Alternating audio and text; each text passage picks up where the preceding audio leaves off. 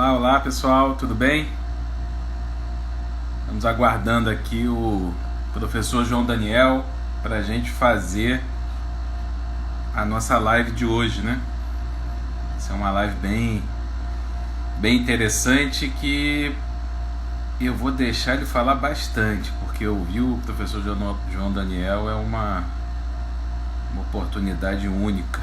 Então, eu sei que ele, como sempre, está correndo, né? Porque ele é muito demandado. E parece que ele estava terminando uma aula às 8h25 para entrar na live agora às 8h30. Então ele já deve estar entrando para a gente falar de interdisciplinaridade, né? Nas ciências contemporâneas.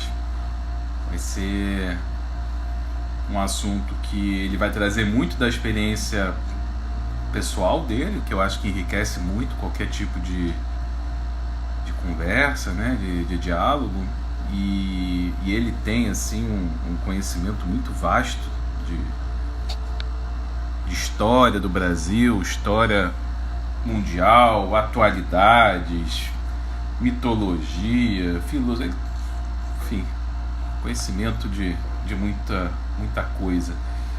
E me parece que ele tem, né, esse um pouco assim do que me aproxima dele, do que a gente se aproxima, é que a gente tem esse interesse no contato entre os conhecimentos, entre as ciências, vamos dizer assim, que foram em algum momento da história foram tomando percursos diferentes, tomando caminhos diferentes. Então a gente vai falar um pouquinho de como eventualmente a gente consegue chegar num maior contato, né, entre essas ciências, entre as pessoas. Eu vou tentar trazer um pouquinho de conceito de filosofia, de um conceito de retórica que é pouco conhecido, porque normalmente as pessoas entendem retórica, né, como algo ruim, ou seja, algo que existe para convencer o outro, algo que existe para impor a sua opinião sobre o outro. Mas existe também uma retórica aproximativa. Então vou trazer um pouquinho também desse conceito. Agradecer então, o pessoal está entrando aí, já vamos ver aí.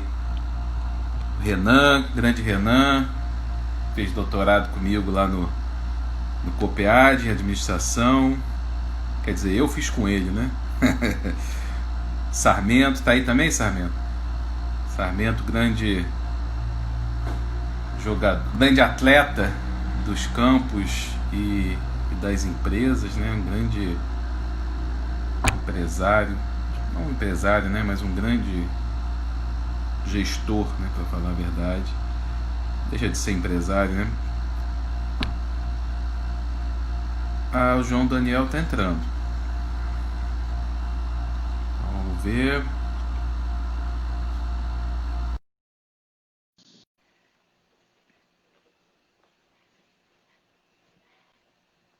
Acho que agora é só uma questão de conexão. Aí, pronto. Boa noite, João. Pô, Ricardo, boa noite. Muito obrigado pelo convite. Rapaz, um dia eu vou ter uma biblioteca bonita dessa, assim, de fundo. De É preferência tudo tendo, é tudo de madeira. de preferência tendo lido todos os livros que eu tenho certeza que você leu. Não, isso aqui é só um fundo daqueles que você bota assim atrás para fingir que é intelectual, né? Para as pessoas acreditarem que você. Sei, sei. É É, tudo de madeira pintada. o meu tá quase caindo aqui. Tá meio bambo já. Mas ele tá firme aí durante a quarentena. Bom, João Daniel, enquanto você estava. Eu até contei aqui que você estava na correria, né? Saindo de uma aula para vir aqui participar e brilhantar aí essa live. Eu estava contando um pouquinho do nosso tema, da importância da interdisciplinaridade no estudo das ciências contemporâneas, e disse que você provavelmente, né, traria um pouco da sua experiência particular, da sua experiência pessoal, né, na educação. Você tem um percurso aí bastante longo e muito criativo, ao meu ponto de vista. Eu fui seu aluno, né? Gostaria de deixar claro aqui. Eu tive a honra de ser seu aluno. E eu queria que você falasse. Eu não quero falar muito, não. Vou deixar você falar. Vai lá. Em primeiro lugar, é, tive uma longa experiência, né, bom, queria, em primeiro lugar, te agradecer, né, pelo convite, achei muito interessante a temática, né, não é sempre pode discutir com um filósofo de escola que tem também essa tua trajetória, essa bagagem aí extraordinária, né, como administrador, como professor também. E eu sou professor de história desde 1999, comecei dando aula na educação infantil para crianças Olha, de 9, 10, 11, 12 anos de idade. E depois comecei a dar aula para jovens adolescentes, né, que iam fazer vestibular. E mais tarde comecei a lecionar na universidade, na faculdade. Desde 2002, 2003, eu leciono na faculdade, fui professor da PUC do Rio de Janeiro, da Cândido Mendes, da própria FGV, a gente se encontrou lá no restaurante da Fundação Getúlio Vargas em Botafogo algumas vezes. isso. Morei no Espírito Santo, uma época onde eu lecionei lá na UVV, no Centro Universitário de Vila Velha, e, e em pós-graduações também, na FGV, na Cândido Mendes, na PUC. A maior parte do tempo, nos últimos 15 anos, eu me dediquei, entretanto, a preparar candidatos para o concurso de admissão à carreira diplomática, do Itamaraty.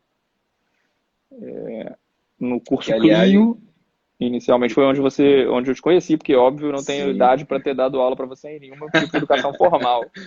Mas exatamente. Foi lá no Clio, ali no centro, né? Naquela. gostava Começou disso. pequenininho e ficou uma coisa bem, bem grande, né? Depois. E aí, dando aula para esses públicos os mais heterogêneos, né, para alunos que queriam fazer concurso pré-vestibular, alunos que queriam fazer concurso público, alunos do ensino médio, alunos da faculdade, todas essas experiências que eu tive me mostraram que não tem interdisciplinaridade nenhuma na educação, pelo menos na educação que eu vivi. Então, no fundo, o depoimento que eu vou dar aqui nessa live contigo é o depoimento meio jurássico, né? É alguém que representa o que é Sim, sim. velho, não é aquilo que não deveria ser. Né? Se o pessoal que está aqui na live começar a gritar, vem meteoro, né? O dinossauro sou eu. O meteoro destrói aquilo que foi toda a minha experiência ao longo da vida, que foi uma experiência muito específica de dar aula de história sem grandes conexões. Nesse sentido, a profissão de professor é uma profissão muito solitária. Né? É uma profissão muito solitária, porque cada professor faz o que quer, do jeito que quer, com pouca interlocução, não há exatamente muita disposição, dá muito trabalho, é uma profissão que é mal remunerada, que é sacrificada, ficar estudando interdisciplinaridade ou projetos de interdisciplinaridade. Então, na maior parte das instituições educacionais em que eu vivia, quando apareciam esses projetos, eles eram recebidos com entusiasmo por uma pequena minoria, uma ampla maioria isso significava mais trabalho e, obviamente, não vai ter mais dinheiro por causa disso. Não vou ter tempo nem disposição para fazer isso, então eu vou fingir que vou fazer isso até que esqueça essa porra, virou novidade, vamos voltar a fazer o que eu sempre fiz, que é dar minhas aulas de história, de matemática, de física, de português ou de sei lá o quê. E isso vai não só para o nível do ensino médio, do ensino fundamental, das escolas, que é a ampla maioria, né, do processo educacional, em que eu vivi muitas vezes, mas vale também para a universidade. Né? Muito, muito. Na faculdade de História, por exemplo, né, o professor de História Moderna dava aula de Europa, o professor de América dava aula de América, América Latina e Estados Unidos, o professor de Brasil dava aula de História do Brasil, todos falando sobre o mesmo período e não se comunicavam, não sabiam quem era quem, um falava do outro, não podia se mexer. Você fizesse uma pergunta, mas isso aí tem a ver com outro professor. Se você escrevesse alguma coisa que fosse... Você podia estar se metendo na seara do outro. Né? Havia uma divisão, ainda, né? Uma divisão quase feudal, estanque, que tem a ver com a política universitária, é óbvio, né? O indivíduo que quer ter as bolsas de pesquisa, as bolsas do CNPq, ele quer ter não apenas a grana, mas também os orientandos e orientadores daquele feudo, daquele particular dele lá da área de história, e eu tenho certeza absoluta que eu estou falando disso de história, mas isso deve valer também para antropologia, para ciências sociais, isso deve valer para várias áreas. Né? A política Para universitária que a tudo, gente conhece. administração, engenharia, olha para tudo.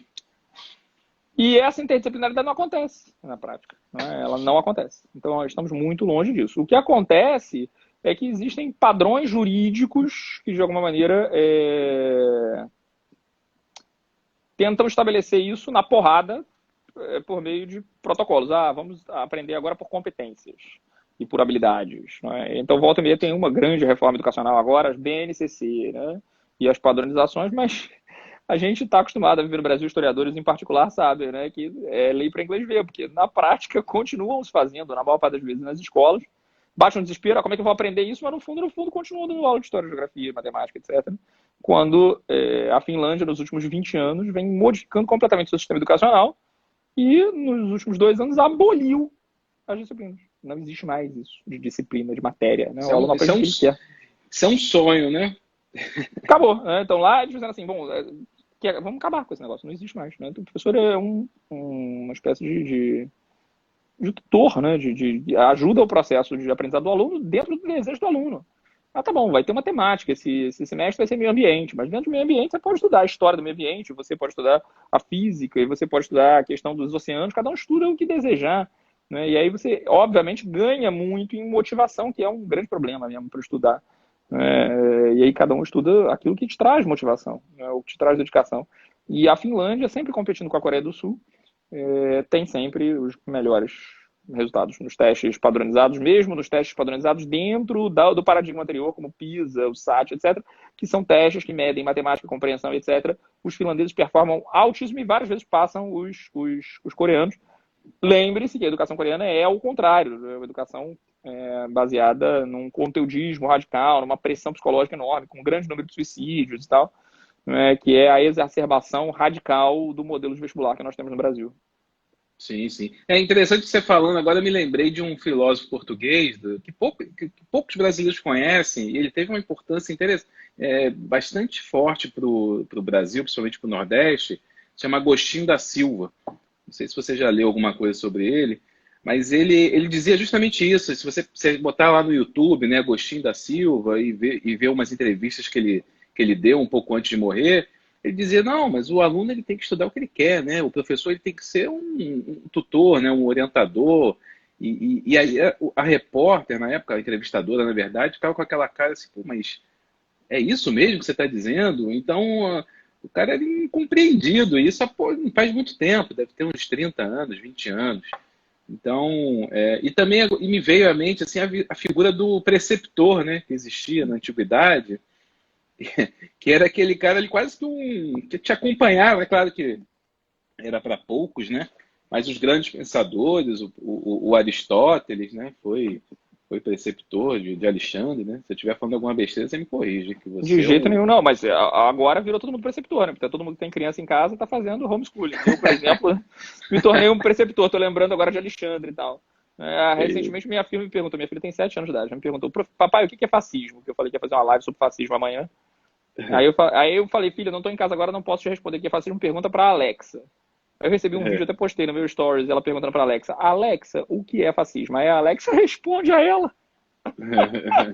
Então eu, com a ajuda da Alexa no máximo, né? A Alexa respondeu para ela o que é fascismo e tal, e ela ficou com a cara assim, assustada, assim. Sim. 7 anos, assim.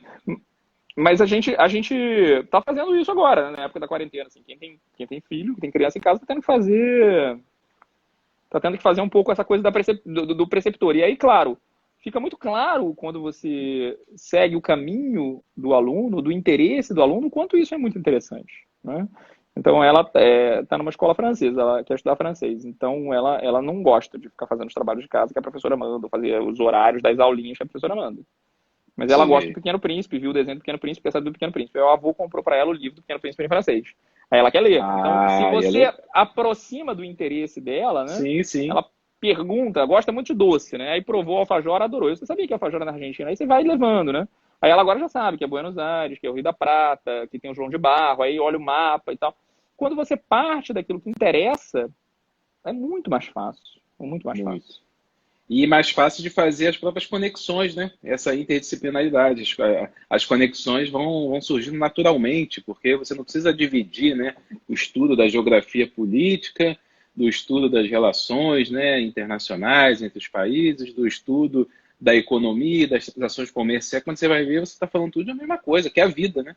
Em última instância, a gente está querendo tentar entender um pouco mais a vida, ou seja, a gente nasce num planeta que já girando aqui e com uma cultura, aí o Hegel, né, trabalhou muito isso em filosofia, talvez digamos, o grande filósofo da história, e imagino que você tenha dado seus pitacos ali, né? Dado uma lida boa em Hegel, mas em última instância a gente está querendo entender o que a gente está fazendo aqui e como é que a gente pode melhorar a vida, né? De todo mundo.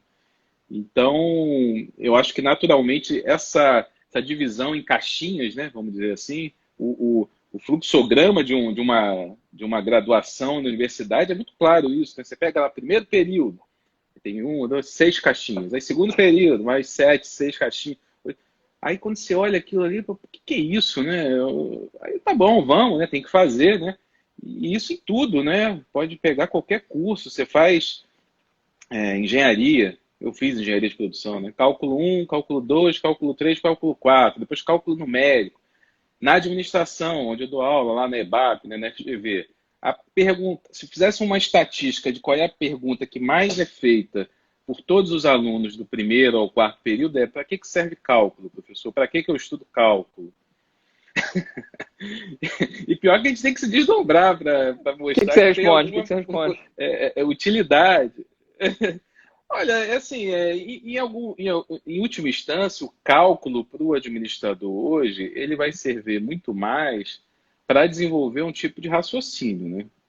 Raciocínio lógico-matemático. E ele tem que saber que esse raciocínio, ele não é único, né? Esse tipo de pensar, ele não é único. Ele vai usar em algumas situações, em outras, não.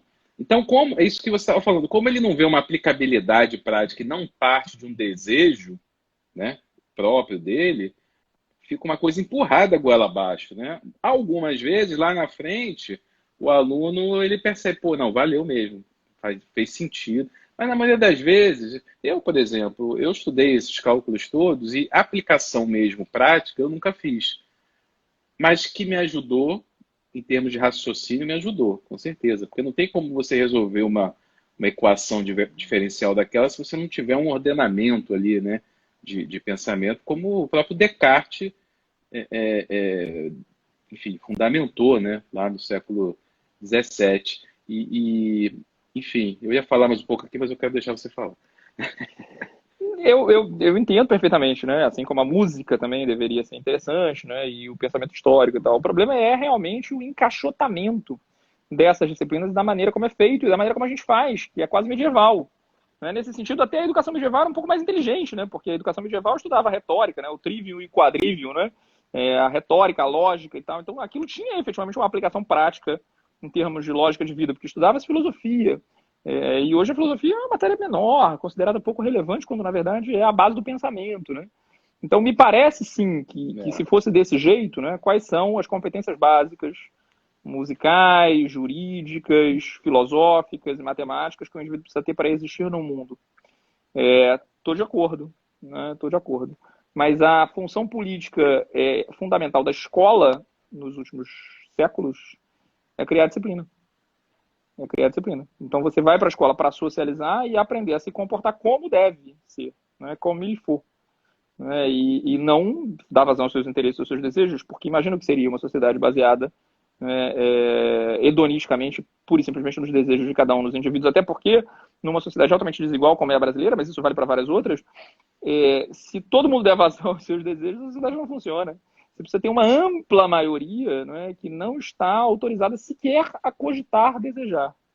E essa ampla maioria, ela precisa estar fortemente socializada no exercício da disciplina, no exercício do comando. E muitas vezes, há muitos anos, aí eu assisti uma entrevista do Criolo, né, o cantor, compositor, e ele falava assim, e o pior de tudo é que a sociedade ainda faz a gente se sentir culpado, né? A gente passa por uma série de situações, a gente, que eu digo ele falando, né? Porque eu nunca passei por esse tipo de situação que ele alertava. Mas ele dizia, bom, a gente passa por uma série de situações de sofrimento, de desigualdade, e a gente ainda se sente culpado. Pô, que sociedade é essa, né? Que ainda faz a gente está apanhando e ainda é como se a pessoa estivesse apanhando e falando, pedindo desculpa por estar apanhando. Né? Eu acho que é um pouco assim, tanto eu quanto você, né, claramente privilegiados em todos os níveis, a gente nada num rio cuja corrente rema a nosso favor. mas basta você desviar um pouquinho, né? E é óbvio que em algum nível alguns desviam muito e outros desviam pouco, alguns não têm escolha, né? Porque não tem nem barco, né? Por causa da cor da pele ou da opção por uma carreira, por exemplo, eu não vou fazer engenharia de produção, pai, vou fazer artes cênicas, né? Aí começa a ficar mais difícil, porque você começa a remar Sim, contra a sim. maré, né? Ou a cor da sua pele, né? Ou a sua sexualidade, né? E às vezes não é uma escolha. E aí, claramente, isso faz com que fique mais difícil, porque vai começar a remar contra o rio. Aí você começa a ver as dificuldades. O rio é caudaloso, é forte, e ele é contra você, né? É a metáfora do rio, que foi repetida por vários filósofos em vários momentos. E a escola serve para facilitar, né? Ela vai te dar o barco e falar, cara, se conforma, é assim desse jeito, né? Você vai ter um emprego, você vai ter uma estabilidade, você vai criar uma família, você vai seguir esse caminho. E não foge muito disso. E ela te mostra claramente desde muito cedo quais são esses elementos, né? Não é uma escola para o desejo, para a É, autonomia, para a liberdade. É uma escola para o enquadramento da disciplina. E o mais importante dela é isso, é a disciplina. E o que é bizarro é que chegamos a um ponto em que, até então, isso era disfarçado, né? Mais recentemente, bem recentemente, você começa a assumir isso de maneira explícita. O que se quer da escola? Uma educação militar. Vamos entregar a escola para o Exército, vamos entregar a escola para a PM. Né? Em várias cidades, a experiência da disciplina, porque o que importa na escola é a disciplina. O que abandonou-se completamente para as camadas populares, que óbvio, vai continuar tendo educação construtivista para os nossos filhos, né? Para os filhos da elite. Mas para o povão, né? Para os grupos subalternizados, é a educação do coronel, é a educação do Capitão Nascimento, é a educação da disciplina, é a educação que serve para formar formiga, operário. sim. E agora interessante que mesmo, eu estava aqui pensando, mesmo quando não é nesse perfil, né, digamos, de aluno, no meu caso mesmo, vou dar um exemplo no meu caso. Eu me lembro, eu tenho uma memória muito boa, assim, em termos de pensar no passado. Eu me lembro claramente que desde que eu enfim, entrei no nível médio, minha preocupação era arrumar um emprego, né? O que que eu vou estudar aqui? Eu tinha uma grande chance de passar no que eu quisesse, porque eu estudava num bom colégio e tal. Então, minha preocupação, mas assim, nunca foi muito aprender, né? Interessante aqui, gostava de matemática, gostava de física, mas chegou um momento que a minha preocupação era, cara, eu preciso arrumar um emprego, né? Eu preciso me estudar alguma coisa que vai me dar um emprego. E aí, de cara, eu já corto aí 80%, né, das oportunidades que eu poderia agarrar, simplesmente porque a gente vive num país em que eu fui virar professor depois, vamos dizer assim, depois de velho, né? Eu não fiz, vou ser professor. Não, fui fazer engenharia de produção porque era uma carreira que me dava uma possibilidade de entrar no mercado em várias oportunidades, podia trabalhar em banco, podia trabalhar em fábrica. E Petrobras. depois, isso que eu ia falar, eu trabalhei em empresa de consultoria, trabalhei na IBM, trabalhei na Petrobras por 10 anos como concursado, até que chegou um momento que eu falei, cara, não aguento mais, não é isso o meu caminho. Quero dar aula, né? Quero ser professor, então eu larguei, eu pedi demissão da Petrobras. Na época me chamaram de doido, né, de maluco, porque a Petrobras estava voando, né? Isso foi em 2012, a época da Dilma, né? Mas pegando toda a herança do Lula ali, pré-sal, aquela expectativa toda. Mas, enfim, resumindo, e aí é que eu finalmente cheguei onde eu realmente me sentia bem, que era como professor. Diferentemente, talvez, do teu caminho, né? Você já foi direto ao ponto que você sabia que você queria, né?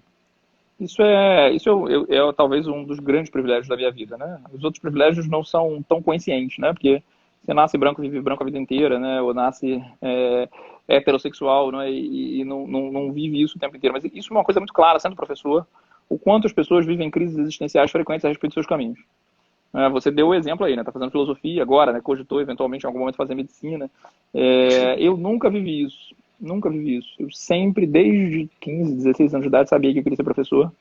E aí, quando eu entrei pela primeira vez numa sala de aula, eu tive um clique e eu demorei muito a me dar conta do quanto isso é um privilégio, porque depois que eu comecei a lecionar para pessoas que vão fazer concurso público, o indivíduo vai querer ser diplomata, significa que, de alguma maneira, ele deu uma guinada na carreira dele, porque não existe faculdade disso, né? Embora, claro, Sim, agora sim. relações internacionais. Mas muitos advogados, médicos, engenheiros de produção, professores, gente formada em letras, gente formada em história, vinha conversar comigo. Mas você acha que eu sirvo para isso? Que eu tenho perfil? Como se houvesse um perfil, né? Para fazer um concurso público, né? Sim. E eram pessoas muitas frustradas, já com 30, 35, às vezes 40 anos de idade, frustradas com suas carreiras, pela razão que fosse. E aí eu me dei conta do quanto eu sou privilegiado. Pode ser que aconteça comigo ainda no futuro, mas não consigo imaginar. Porque, de fato, comigo eu sempre quis ser historiador. Mas nunca quis ser um acadêmico historiador, no sentido de dar aula em faculdade para me especializar, porque eu achava essa especialização um problema. Então eu fui fazer caminhos heterodoxos, que é dar aula, por exemplo, para o concurso da Itamaraty, onde eu sou obrigado a estudar toda a história do Brasil e toda a história mundial. Ou para dar aula para pré-vestibular, onde eu sou obrigado a estudar toda a história do Brasil e toda a história mundial. Porque eu quero aprender sobre isso de maneira geral ou ampla. Então eu tenho essa vocação, talvez tenha sido essa a razão pela qual você me convidou. Não só essa. Mas me diz uma coisa aqui, agora eu me lembrei de um. Eu não sei se isso é um mito ou se é uma verdade. Eu lembro que quando eu entrei lá no curso, falava que você tinha passado no concurso, mas não tinha ido. Isso é um mito ou é uma verdade? É um exagero. Eu fiz o concurso em 1998 e passei na primeira e na segunda fase, não fui fazer a terceira fase. Não sei E se não você fui quer fazer a terceira falar fase também porque sobre isso, né? não, fique tranquilo. Não, eu não fui fazer as últimas fases do concurso porque, em primeiro lugar, eu já estava dando aula e estava apaixonado por isso. Né? Foi uma coisa muito apaixonante mesmo, dar aula. É ainda muito apaixonante. Né? Eu me sinto vivo. Por exemplo, na quarentena, certamente já teria entrado em depressão se não fosse professor. Né? Já teria aí. Também. O fato de ser professor salvou minha vida nessa quarentena várias vezes.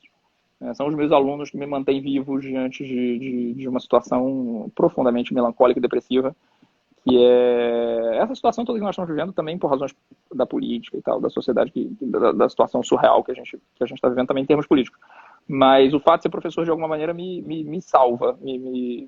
Essa interlocução com os alunos, né, me mantém vivo, pensante, me mantém bem. É uma doação que alimenta, né? Como se fosse um ato de amor. Não vou querer me parecer aqui muito piegas, né? Mas é como se fosse um ato de amor mesmo, né? Quanto Não me mais sinto você doa, doando assim, nada, mais você... cara. Me sinto só recebendo.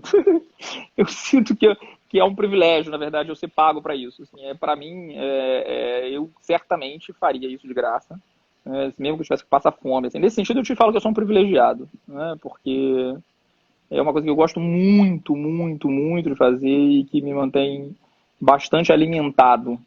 Sim, E não é tem por isso dúvida. que eu gosto dessas coisas, né? De ter um alcance maior, né?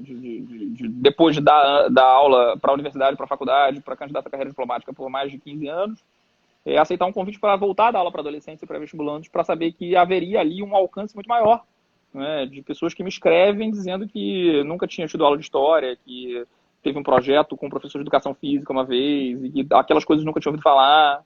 E mais recentemente eu Sim, tenho dado sim. aula de atualidades, Isso que é é um mais tema de comum. interdisciplinaridade. E isso tem me dado alguma possibilidade de tratar de assuntos os mais gerais que eu sou obrigado a estudar antes e preparar antes. Num privilégio extraordinário de uma plataforma que me permite falar sobre o que eu quiser. Então não há censura, fala aí sobre a atualidade. Na verdade, o que aconteceu foi que eu fui morar em Portugal em 2018, e quando eu voltei, o meu emprego nessa plataforma tinha sido oferecido, obviamente, para uma outra pessoa que estava disponível fisicamente para ir no estúdio. Né? Hoje em dia, talvez não perdesse o emprego, mas na época. E aí É, eu falei, pô, tá bom, eu entendo que eu fui mandado embora e tal, mas que eu saí porque, pô, eu fui para Portugal, a culpa não é de vocês, mas tem alguma coisa que eu posso fazer aí? E aí é. inventaram uma matéria para mim de atualidades. Ah, tá bom, dá aula de atualidades. E criaram a matéria para eu poder dar aula de atualidades. E aí eu falo, cara, do que eu quiser. Eu falei sobre eugenia, falei sobre a morte. Na semana passada falei sobre loucura e a luta antimanicomial. E aí já dei uma aula sobre arte contemporânea para falar de Inhotim. E aí já dei aula sobre história em quadrinho. E eu sou obrigado a preparar, mas de alguma maneira aquilo também os temas que eu gosto, os temas que eu amo, os temas que eu acho que são necessários estudar ou aprender. Então É eu aprendo o, demais com isso, aprendo magnificamente com isso. Então, nesse sentido, não tem nada que eu esteja me doando, não. É uma coisa que eu sim, só estou recebendo, né? Eu só estou aprendendo mesmo com os meus é alunos. muito bom, né? E o mais legal é quem te segue, né?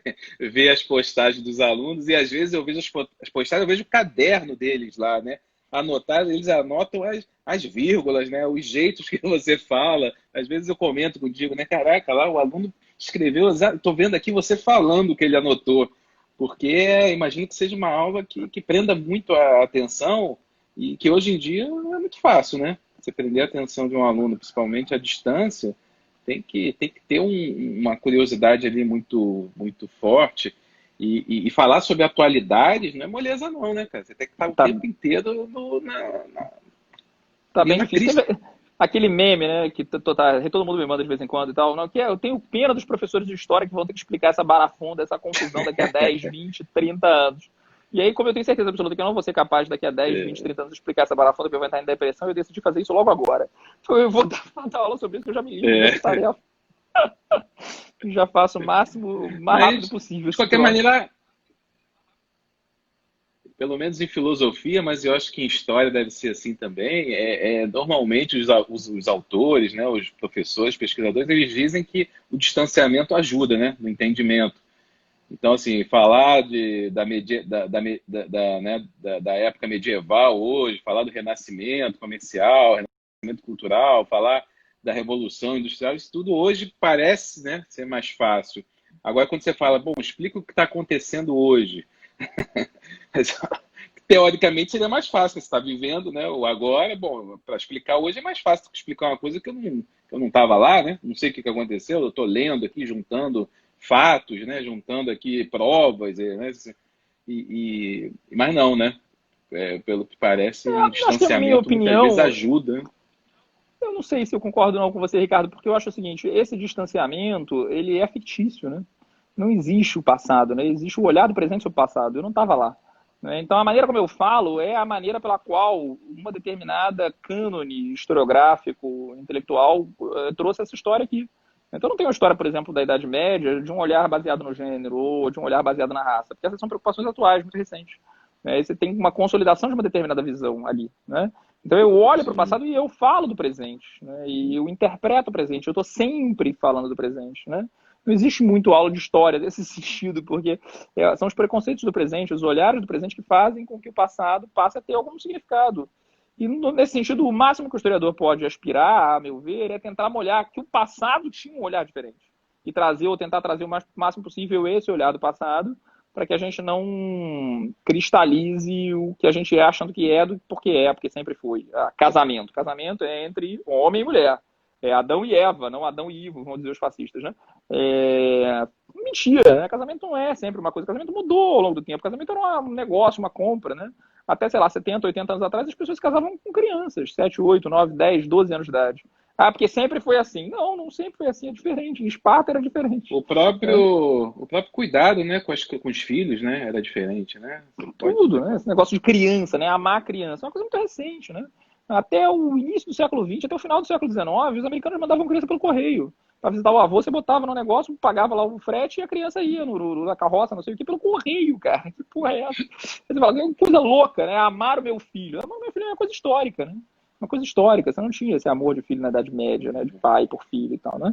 Era uma coisa da sucessão, da herança. Então a história ela serve um pouco para mostrar que as coisas foram diferentes. O passado é um lugar muito diferente, muito distante.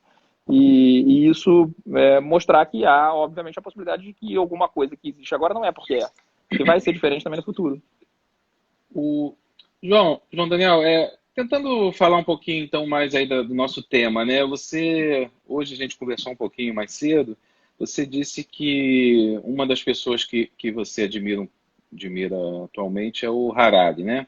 Como escritor aí e principalmente por reunir algumas características que você considera interessantes. Que você falasse um pouquinho da visão dele com relação à história e como que isso pode ser uma pista ou algum incentivo para que a gente consiga aproximar mais os conhecimentos, as ciências.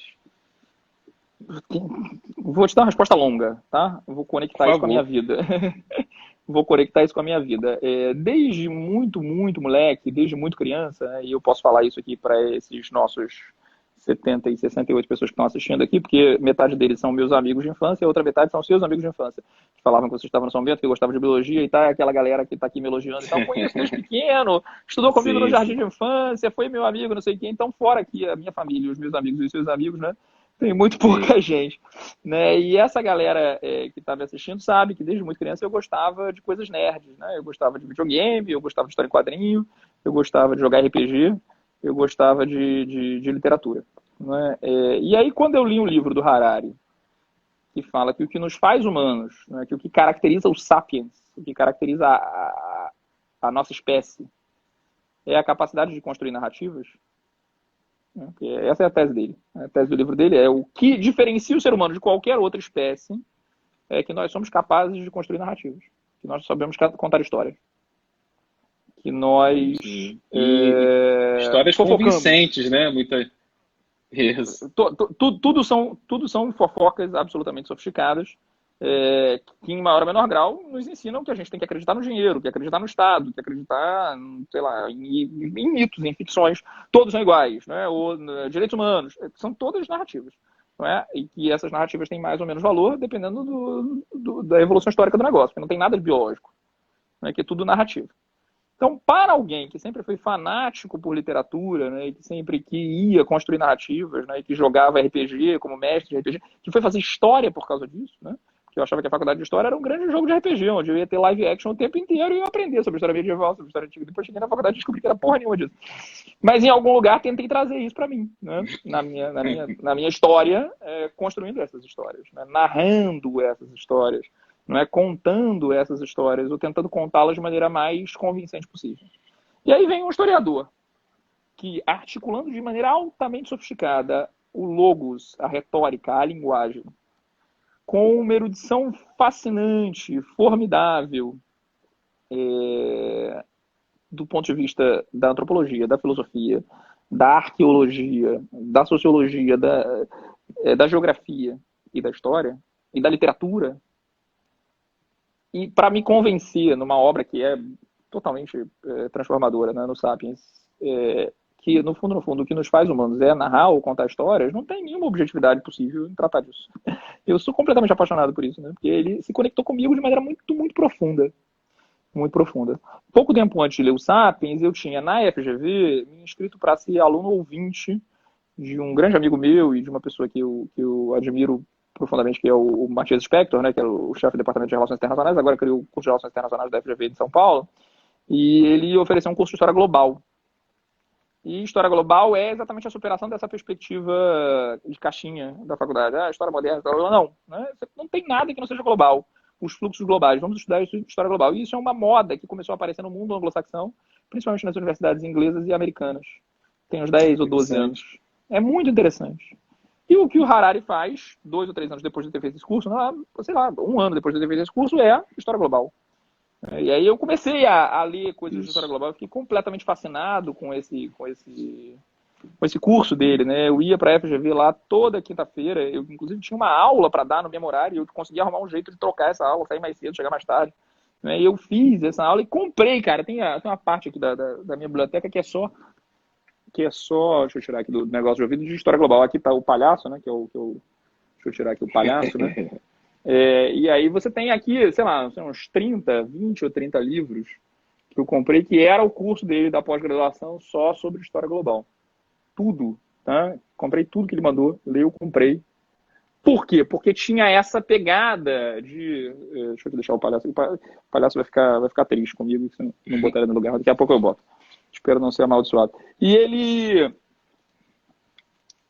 E aquilo foi muito importante para mim, porque eu vi que era possível, dentro da minha profissão, você ter uma maneira de falar de história sem estar preso a essa lógica acadêmica extraordinariamente estanque e opressiva, né, que é um pouco a discussão que a gente está tendo aqui. Mas, mais uma vez, é a minha opinião dentro da minha perspectiva de alguém que a vida inteira viveu isso, oprimido, e que agora começou a botar o olho, há pouco tempo, começou a botar o olho para fora da janela e ver o sol. Eu ainda estou na caverna. Tá? Começou a ter um raio de sol batendo aqui, esquentando a minha sobrancelha esquerda, óbvio, tá? No máximo, tá? Então eu talvez não tenha propriedade para falar sobre isso, né? Eu estou falando de dentro da caverna ainda. Se você está falando de dentro da caverna, eu não sei nem de onde que a maioria das pessoas vai estar falando, né? Mas vamos seguir adiante aí. E interessante também porque você está fazendo uma alusão ao mito da caverna, né, de Platão, mas o próprio mito da caverna tem reinterpretações, né, ao longo da história, e o Heidegger ele faz uma reinterpretação, né, meio que uma crítica naquela visão de que existe uma verdade e você vai atrás dessa verdade, vai adaptando a sua visão a essa verdade, né? Enquanto que o Heidegger ele acredita mais numa comunhão ali de percepção digamos, não existe uma verdade, né? A verdade ali seria uma verdade como aletheia, mas não vamos entrar por essa seara aí, não. Você acha que o Harari ele tem uma pegada muito biológica na narrativa dele? Você tem Eu outros fiquei com essa autores impressão quando eu li. Não, me parece que em vários momentos ele faz essa discussão da biologia, né? Existe igualdade entre homens e mulheres? E aí ele vai chegar à conclusão de que, olha, até existem diferenças biológicas, mas elas não são determinantes para a caracterização das narrativas que se estabelecem ao longo do tempo. Existem diferenças entre negros e brancos, né? Todas essas diferenças que se estabelecem são diferenças ficcionais, construídas pela história. Então eu acho que ele faz a preocupação da coisa biológica para responder a determinados elementos e refuta quase sempre todas elas. Outro autor que faz isso de maneira também bastante inteligente, e aí tem um determinismo biológico um pouco mais forte, é o Yared Diamond. Não sei se você já leu Armas, Germes e Aço, depois o Colapso das Sociedades. São perspectivas Sim, a respeito sim. Esse tem uma coisa, eu acho, um pouco mais biológica. Mas no caso do Harari, eu acho menos, não é certamente determinista. Né? Ele avalia isso como uma das coisas que estabelece o peso. No Jared Diamond, por exemplo, o peso biológico é bem mais forte. Interessante.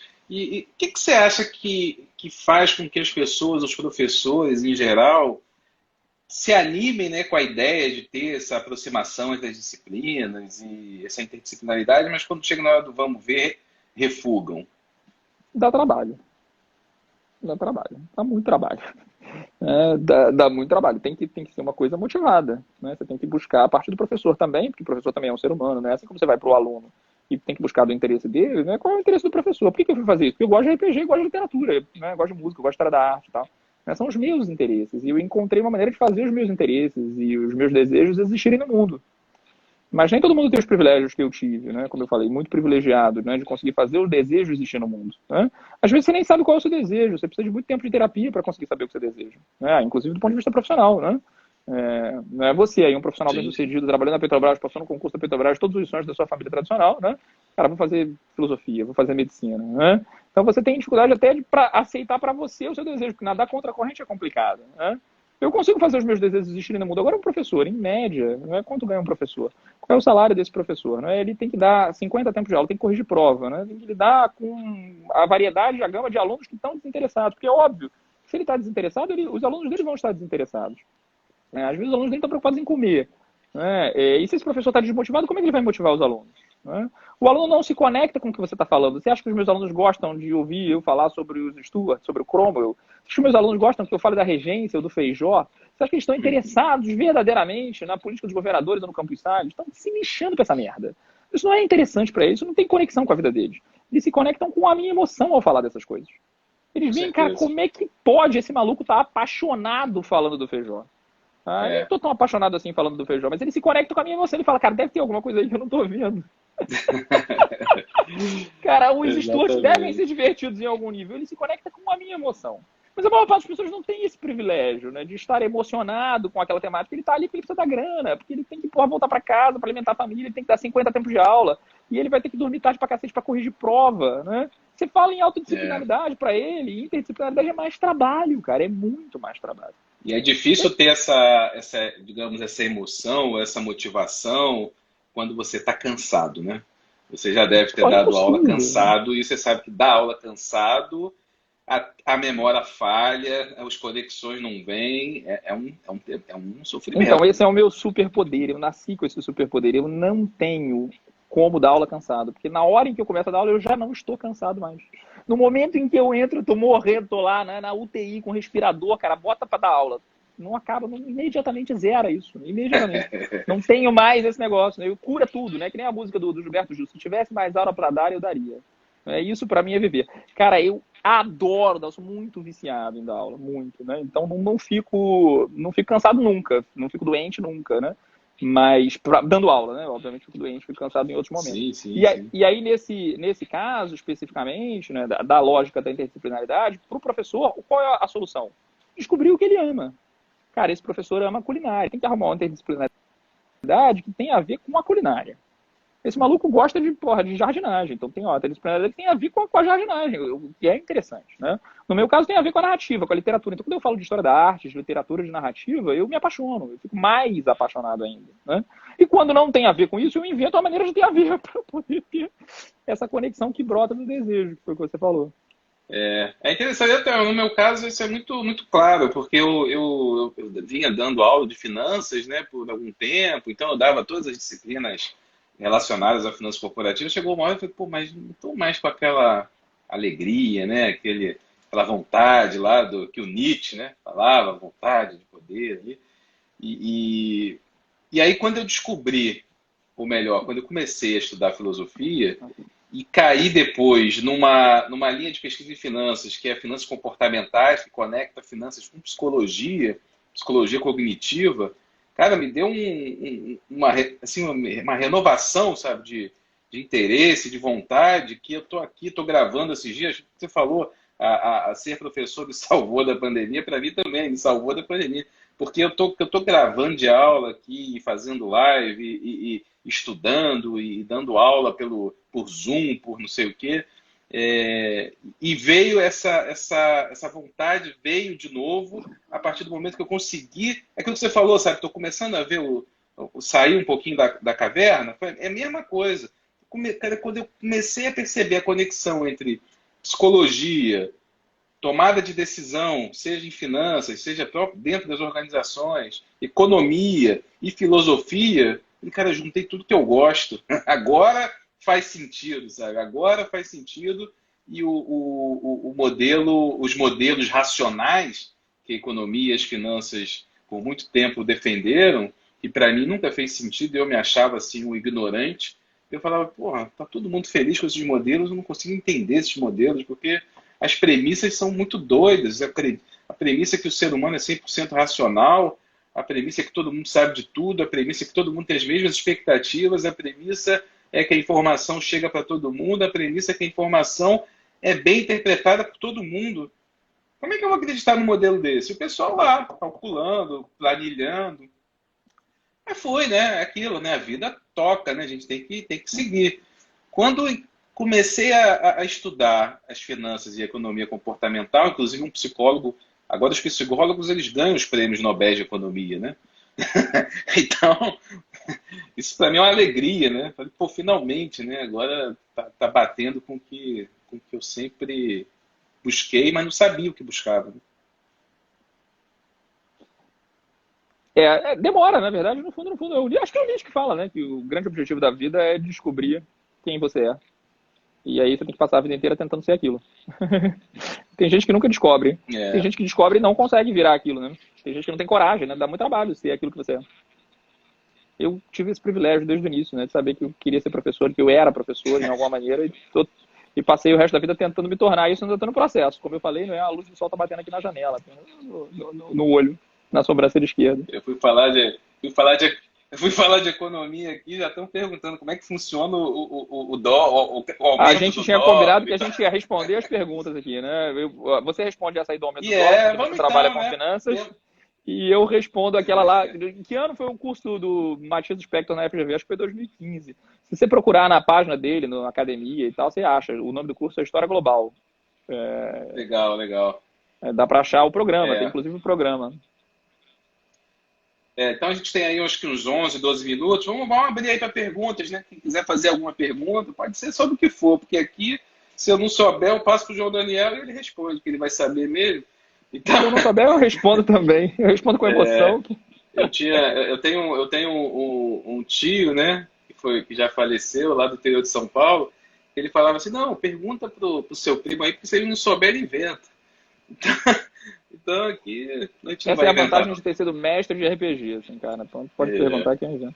Mas não, basicamente o dólar é como qualquer produto. Ele vai ser o preço dele vai ser o resultado de uma demanda, de uma oferta, ou seja, existem pessoas que têm, ou organizações ou instituições que têm dólar e querem vender, e existem organizações, instituições, pessoas que querem comprar dólar.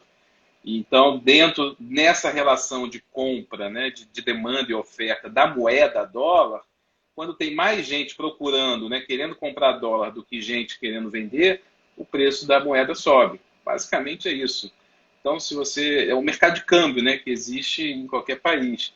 E no caso de países como o Brasil, que é um país, digamos aí, ainda, né, em desenvolvimento, enfim, que não tem uma moeda forte, não tem uma divisa, né, qualquer tipo de crise, que seja pandêmica ou qualquer outro tipo de crise, existe uma fuga desses dólares, né? As pessoas que colocam dólar do país para comprar empresas, para investir no mercado financeiro, eles querem vender, tirar esse dólar do país. Na medida que tira o dólar do país, diminui a oferta de dólar no mercado de câmbio nacional e aí acaba que a procura fica maior do que a oferta e aumenta a taxa, né, de câmbio.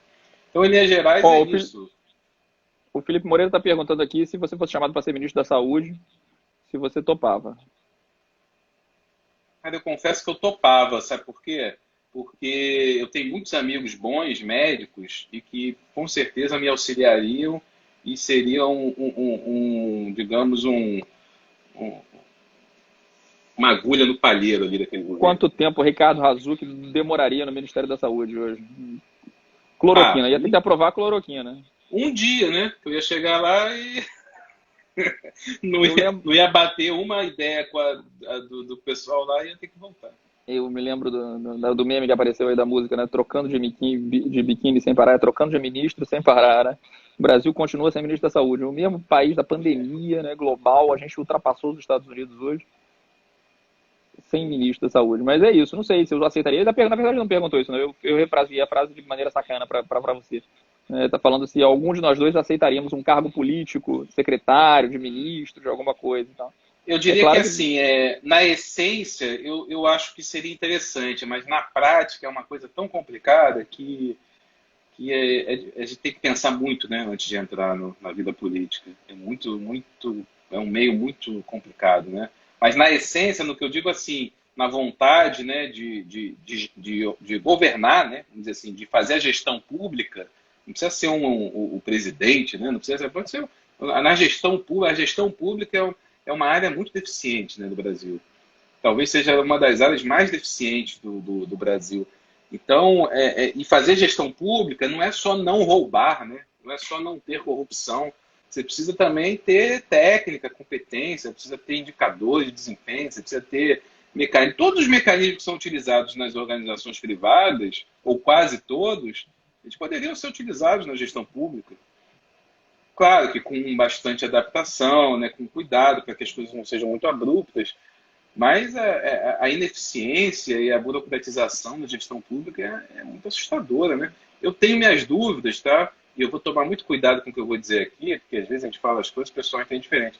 Mas eu tenho minhas dúvidas se a corrupção gera mais efeitos negativos do que a má gestão. Não estou dizendo que a corrupção é pouca e nem que não deveria ser combatida muito mais isso é, firmemente. isso Mas é estou dizendo que quantificável até, né? Isso é claramente quantificável. Várias pessoas já quantificaram e tal, e chegaram à conclusão de que, na verdade, é pouco, né? É pouco. Agora, é claro que tem ilhas de excelência, né? Tem lugares onde a gestão é ah, formidável, sim, a capacidade é muito claro. boa, né? Exemplos como a Fiocruz, a Embrapa e tal, onde você tem aí uma elite, né, É, extraordinária em termos de funcionalismo, a capacidade do Ministério da Saúde, o próprio exemplo da epidemiologia, até o desmonte que foi sim, sim. feito, né? Dentro mesmo das Forças Armadas, né? O INE, o ITA, o do Ministério das Relações Exteriores, Itamaraty. Então, de fato, concordo, Carla. Eu cometi dei uma derrapada aqui porque eu não queria ter generalizado. Generalizar sempre é um problema. Mas o que eu estava querendo dizer é mais a questão do executivo ali, né? Do cargo ali de eleito, né, pela sociedade, montando a sua equipe. Acho que é ali que está o Sim. grande problema, né? Na esfera aí municipal, estadual, país, União e O até a Bife Clube própria. RJ está perguntando o que você achou do livro do Kahneman, O Rápido e Devagar. O Bicho Clube é o Rodrigo Tragante, provavelmente. Ele que é neurocirurgião, estou comigo no São Bento também. O livro do Kahneman é basicamente uma compilação de todas as pesquisas que ele e o Tversky fizeram com relação à psicologia cognitiva aplicada à economia e às finanças. Então, ali, quem quiser aprender um pouquinho sobre economia comportamental, é só comprar esse livro. Não tem mais muito para onde ir. É claro, mas eu quero ver as pesquisas. Aí, tudo bem, vai ter que ver os artigos que estão sendo publicados recentemente. Mas aquele livro ali já resolve muito. O Alan está aqui perguntando se, na minha experiência, ele retirou do fundo do poço, na minha experiência com direito, eu fiz faculdade de direito, né, também. Fiz 7 períodos de faculdade de direito, né? Como é que eu consegui tentar conciliar isso com a literatura? Cara, a faculdade de direito eu achava tão chata, mas tão chata, que eu não tinha qualquer condição de conciliar ela com nada. Na época eu não tinha esse olhar, né? Como eu falei, a luz do sol começou a bater muito recentemente. Então eu tinha um olhar hedonista, tanto sobre a faculdade de História como sobre a faculdade de Direito, porque ao contrário do Razuki, eu não entrei na faculdade procurando emprego, né? Senão eu não ia fazer História. Eu entrei na faculdade procurando aventura, né? Queria, pô, me transportar para a Idade Média, queria combater dragões e magos e fadas e sei lá o quê, né? Queria continuar jogando RPG, eu tinha 16 anos, eu era muito maturo. Ou talvez por isso, né? E aí a faculdade de Direito me permitia isso, né, cara? Eu tinha que estudar Direito do Trânsito, né? Direito, sei lá, umas posturas chatíssimas, cara. Pô, processo civil. A matéria que eu mais gostava era dada por um velhinho de quase 80 anos de idade, o professor Raton, que dava aula de direito romano. E aí eu estudava um pouquinho de direito romano, ele gostava de conversar comigo porque eu me dei conta de que ele só sabia o direito romano, mas não sabia nada de história de Roma. Eu perguntava se aquilo tinha a ver com as leis de Caracalla e tal, e ele, mas não tinha a menor ideia. E ainda teve ele começou... Quem é esse cara? Ele começou a achar divertido aquilo e tal, e deixava eu falar um tempão, e eu gostava de falar, né? E eu falava na aula dele, ninguém prestava atenção em nada, pô, direito romano, pra que serve essa merda?